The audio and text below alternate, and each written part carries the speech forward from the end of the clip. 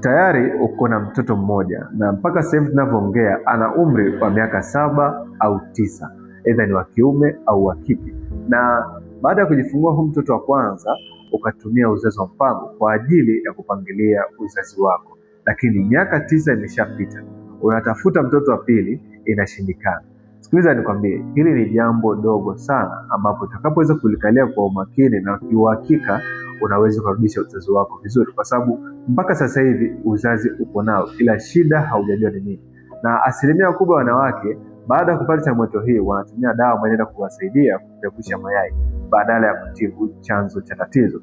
Tayari umeshatumia uzazi wa mpango, unatarajia nini? Mwili wako umeshazalisha homoni bandia, kwa hiyo zipo sumu nyingi ambazo zinaenda kusongamana hadi kwenye mayai. Kwa hiyo mayai hayapevushi vizuri. Kitu ambacho inahitajika, inabidi upate dawa ambayo itaenda kukusaidia kusafisha mwili kwa kuondoa sumu zote mwilini ambazo zimesababishwa na uzazi wa mpango pamoja na madawa uliyotumia.